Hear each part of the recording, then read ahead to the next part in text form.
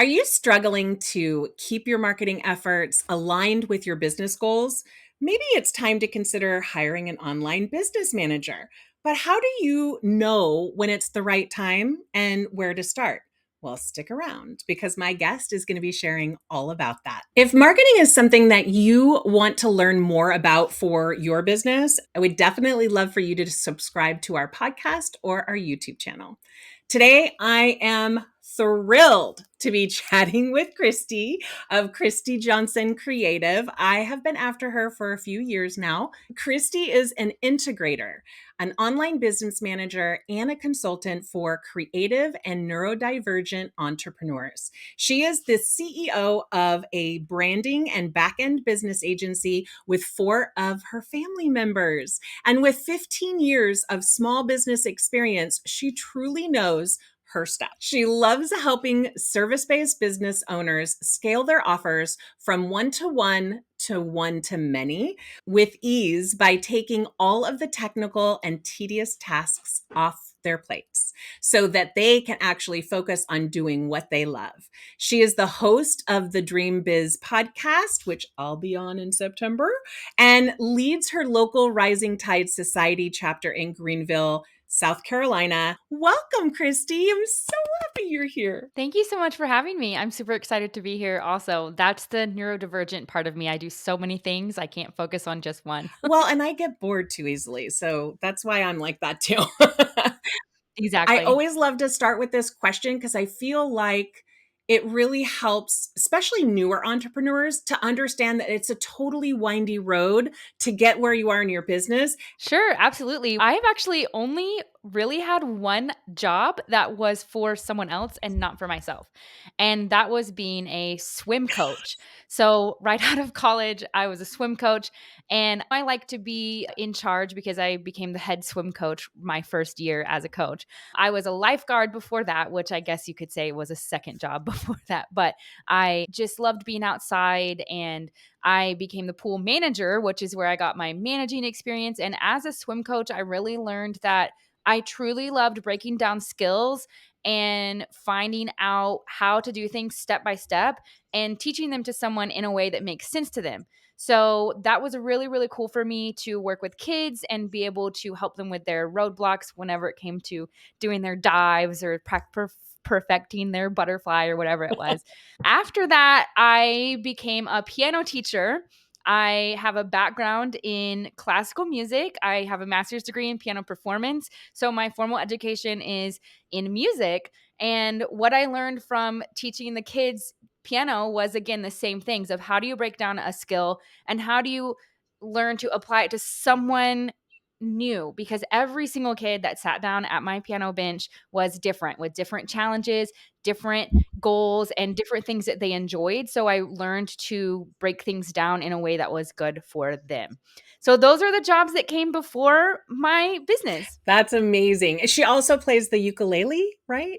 Am I right? Yeah. I'm not kidding. If you go hang out on Instagram, you'll see some things on there and like you're really good at it. So I Thank love it. you. All right, well, let's just dive into the meat and potatoes of why somebody is probably listening to this podcast or watching this video.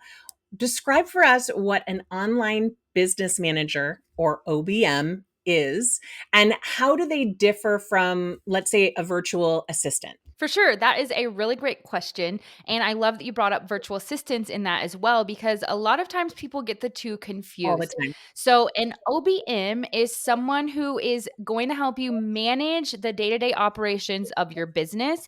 They're going to help you achieve your goals and keep your projects on track.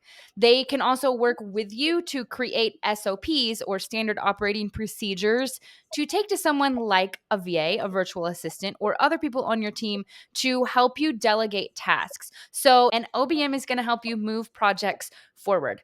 A VA, on the other hand, is going to be more task focused, and you will typically hire a VA to help you with a specific task in your business. So, you might hire a VA to help you prepare and schedule your blog posts, or you might tell them, hey, I need someone to send my invoices and do this administrative work and manage the back end for my clients. So they're actually just going to be focusing on a task. You have to give them a lot of directions and tell them exactly what you want them to do. And a lot of times people don't really know that they have to do all that when they are hiring a VA. So, an OBM is someone who actually can help you when you're starting to hire VAs and bring in other team members. They can help you really break down your process and explain it to someone that you're going to bring on your team. So, the difference is OBMs are helping you manage and VAs are really focusing on tasks. Yes. And I will also say too that a VA is somebody that has to be managed. They're not just taught what needs to be done by you, but corrected if something is done wrong. And it's always going to take, of course, more time to onboard someone like that. And what I love about an OBM is I don't have to tell you anything. All I have to say is, I want to launch a course. Tell me what to do.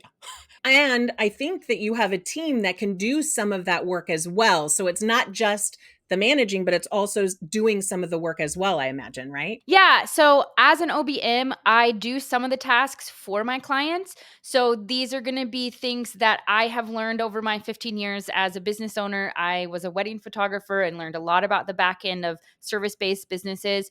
So I do any tasks that require my brain and my expertise. And then my team can help me with other things. So I have a graphic designer, a web designer, and an administrative assistant who can help with all those other pieces that don't necessarily need my brain. Also, I think an OBM is great because sometimes you're like, okay, I want to build a course, and you don't know what you don't know. Where it's wonderful if you have an OBM like yourself who is like excels in that area and can knows all these pitfalls to help you avoid them as well. Yeah, exactly. And that gets into a little bit of integration as well. So I'm also a launch integrator, and it's kind of confusing because OBMs and integrators are pretty similar. They do a lot of the same things. And the way that I think about the difference is that OBMs really are focused on managing and tasks and deadlines and moving projects forward. And integrators are really going to help you take your visionary ideas and, like you said, see what the pitfalls are going to be and really help you map out step by step. Okay, this is your idea. Well, this is how I think that we should go about doing it. So I kind of merge the two. I haven't really quite found the way to specifically describe what I do to people, but hopefully they get it once they start working with us and see how we can Well, help. your marketing's working because I literally do all of that information before you said it. So it's working. Yay, I'm so glad. What are some key signs that indicate a business is ready to hire an OBM? That's a great question. So, first of all, you do need to be making a consistent income to be able to hire an OBM. That is a mistake that I see some people make. They will hire an OBM thinking that they're hiring a coach or a marketing strategist who is going to help them bring in more money. But really, an OBM is focused on, again, managing the things that you need to take off of your plate to free up your time to do more of what you love. So, first of all, you need to be making consistent income so that you can afford to bring them on. Also, if you're having trouble staying on task, this is where I love working with people who are neurodivergent. There's just a difference between neurotypical and neurodivergence. And neurodivergent people, these are typically people who think more creatively.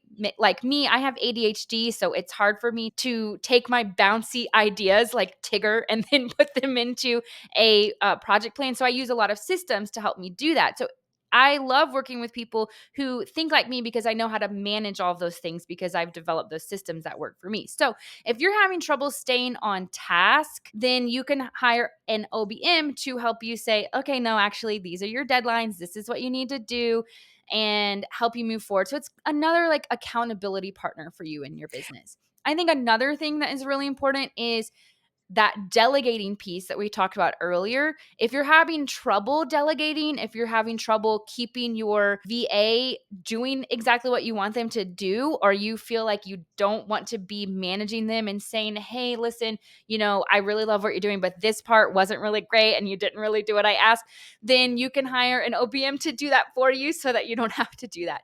In general, if you're overwhelmed by the operations of your business and you want it to run more smoothly, then that's a good sign that you're ready to hire an OBM. Perfect explanation. Yay. What steps should a business owner take to find an OBM who is really the right fit for their company? So it's not just finding an OBM. You can type hashtag OBM and probably find a million people on Instagram. But how would you recommend an owner go about finding someone that they want to work with? It's probably a long-term situation. Definitely. That is a really great question. And you need to first get clear on your goals and get clear on why you're hiring an OBM in the first Oh, place. Like I said, a lot of people think that they're bringing an OBM on to be their coach, and that's really not what we do.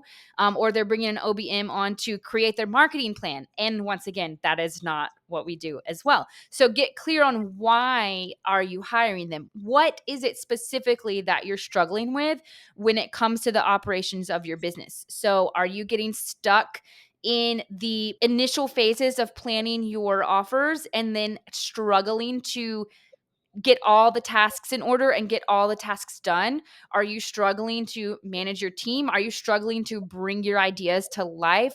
Are you just getting overwhelmed by your bookkeeping or your record keeping, your finances? If you're just getting overwhelmed by these specific things, then you want to make sure that you write down what specific things you are feeling. So that way you can ask that OBM questions when you get on a consultation with them and say, hey, do you have experience doing this? How would you recommend I go about doing this? What do you have experience helping me with X, Y, and Z? So really, really make sure that you get clear on why you're hiring them in the first place and what goals you have in working with them.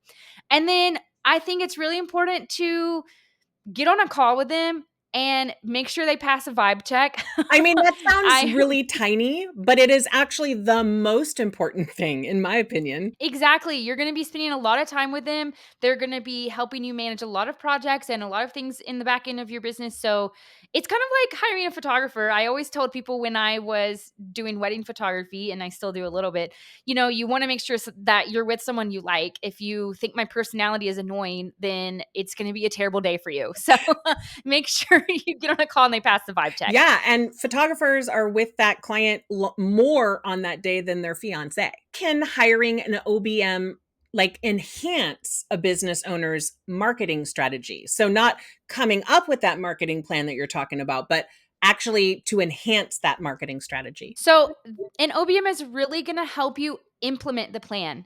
They are going to make sure that you are meeting your deadlines for creating your content, and they're also hopefully going to be helping you streamline some of your other business operations. So, a lot of times when I work with clients, I help them to shore up their client onboarding processes, their overall client experience, streamline some of their systems so that they can get out of some of the nitty gritty tasks in their business, really just freeing up your time to help you create your content and really get it done.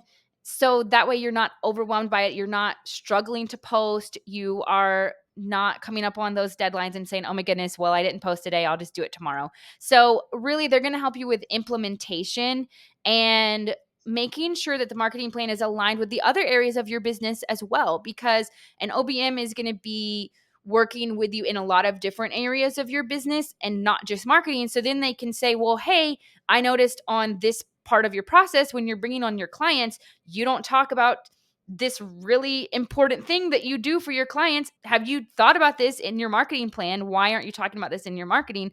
Or have you given this to your marketing strategist so that they can talk about it in their plan? So they're going to help you to see some of those pitfalls where maybe you're not marketing the things about you that really make you so unique. So overall, helping you implement the plan, freeing up your time so that you're more excited about implementing the plan, and then helping to see where other areas of your business can be involved in the marketing plan. Perfect. What should a business owner consider when setting expectations and goals with their OBM regarding marketing integration? Ooh, that is a great question. I really think it's ultimately important to remember that you are still the CEO of the business and the direction of the business ultimately belongs to you. So I see so many people bring people on their team and then they get sad that they're not getting certain results, or they think, well, I hired this person and they're not making me more money. Yes, an OBM is going to free up your time, but it's up to you to decide what you do with that time. So I really think it's important that the expectation is for you to know that, okay, they're not automatically going to bring me in more money. I still need to make sure that I am closing sales and getting in front of my ideal clients. And it's important to remember that the OBM doesn't do your marketing. Really important to know that. And if you're taking that Yeah. free time and playing on social media instead of doing your actual marketing with your core content, you're going to stumble and you're going to wonder where all your leads are in a couple months. Yeah, exactly. So, setting goals, clear goals and expectations would be talking to the OBM and saying, okay, this is the direction that I want to go with the marketing. And the OBM can help you implement that. So, it's important to remember the OBM is not going to come up with a marketing strategy for you. They might give their, Opinion. Yeah. advice, but that's not their job. Yeah, truly. What are some sort of common challenges that businesses face that you've heard of or you've experienced when working with an OBM? And are there some tips to sort of overcoming them? Yeah. So actually, one of the challenges is I have heard people say that, well, my OBM wasn't really excited about my business. And honestly, that to me is like, okay, that's not a good vibe fit. Again, that we talked about before. You really want to make sure that you hire someone who enjoys your business and is really excited to get to work with you. Another thing that I have had happen is where I've heard about OBMs getting involved with managing team members. So let's take a VA, for example, and the CEO didn't really give them directions on they would like that team member to be approached or like to be managed. So it's really important to have a conversation with the person who's going to be managing your team for you and chat and say, okay, well, what are the values of the business? How would you like me to approach certain situations? A lot of times I'm working with people who are overseas and maybe there's some different cultural obstacles that I need to be aware of. And so it's important to have that conversation and know that I can't take my American lens and apply those every single thing to the situation. So there's just some things that are different. So having a conversation about, okay, these are my team members, these are how they've been working with me, this is what I would like to improve, is really going to help to get rid of some of those obstacles so that then you have something really, really smooth. Another thing is making sure that your team roles are clearly defined. So, especially working with a VA, a marketing strategist, these are common people that you might have on your team. Sometimes their skills are going to overlap. I've been in situations where I was doing things that the marketing person was doing, and there wasn't really a conversation that this person was supposed to be doing this and I was supposed to be And then doing there's that. So, feelings and, things like that. exactly. So it's important to have your roles clearly defined and say, listen, I know you have this skill, but this person is the one who's going to be doing this skill. Then at the same time, I really think as you start to kind of grow, have opportunities for your team members to connect with each other and offer their opinions in a judgment free space, because maybe there's something that someone hasn't thought about. I really value camaraderie, collaboration, and having those spaces where people can say, this is what I think would be a good idea, and then taking those into consideration. So I think that, again, it all goes back to knowing why you hired them, what is it that you're expecting them to do for you, and being really clear on that. And then again, I would say just recognizing they're not the strategist, they're not the marketing strategist. They're really going to help you implement your plan and execute your plan. Perfect. All right. As we're coming to a close, what three things have helped you to grow your business? This could be tools, advice, really anything. Yeah, I think the three biggest things that have helped me to grow my business is number one, relationship building.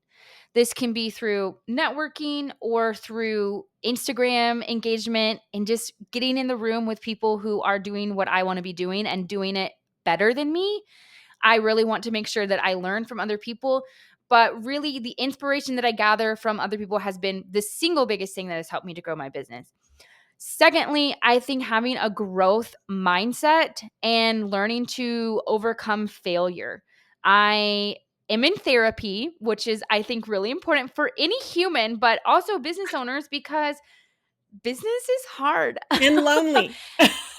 And lonely. So those two things go together with, making sure that you are taking care of yourself and knowing that when something doesn't work in your business, it doesn't mean that you're a failure of a person. So often as business owners, we can tie our worth as a human to our business. And I do that a lot. I'm a type 3 Enneagram. I'm a recovering perfectionist, recovering workaholic. And it's important for me when I fail to recognize that I'm not a bad person because I failed. So having a growth mindset.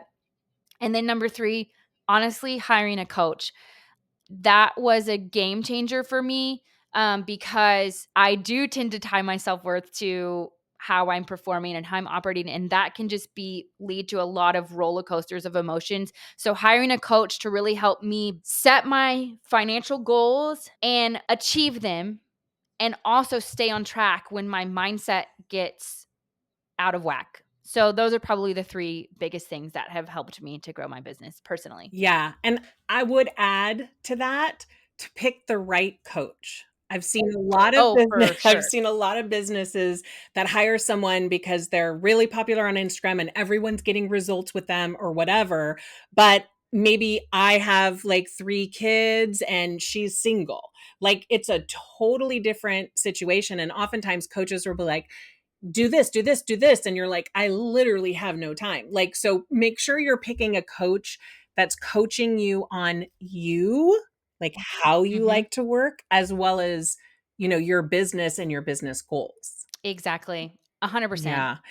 Before we get to the gift that you are sharing with our audience, tell everyone about the services that you provide, because you never know. Someone might be thinking, I could totally use Christy's help. Yeah, thank you so much for the opportunity to do that. So, I have quite a few services because I have some of my family on my team. So, if you can just think about everything is here to help you launch. So, I have a team, my brother and my brother in law, they're called the Brand Bros. They help you launch your brand. So, we do full service website design, branding design, and copywriting. And then if you are local to me, I can do your branding photos as well because I do have a background in photography. So that's really fun. I also have a course to help you launch your business. It is called the Dream Biz Kickstart.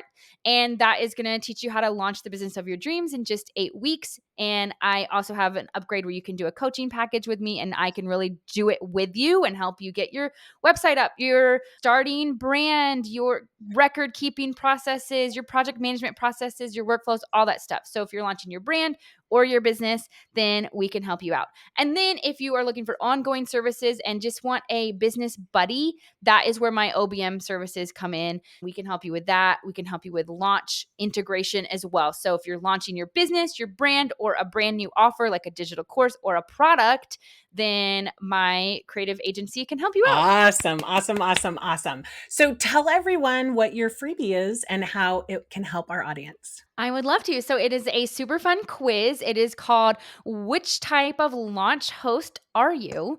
So I've made it really fun. You can find out if you are a fake it till you make it host or if you are a royal party planning host. And it is going to help you get clear on some strategies that you can use to make your next launch feel more like you. So you can get that at christyjohnsoncreative.com/quiz. Just take the quiz and I think it's pretty fun. So I hope you I like it. love it. And just as a side note, she has a podcast. She has a bunch of content. I'm going to be putting all of those links in the show notes. So make sure that if you're listening to this while you're driving, don't worry about it. Wait till you get home and then you can go back on and look up all the information. First of all, thank you so much for coming on. I really appreciate it. You have valuable advice. Your skills are impeccable. You're like a super helpful, like you really take to heart when you work with clients. So I do, I'm yeah. vouching for her, folks. Thank If you. you found some ideas and tips that you can implement in your business, we would love for you to leave a review and talk about how amazing Christy is.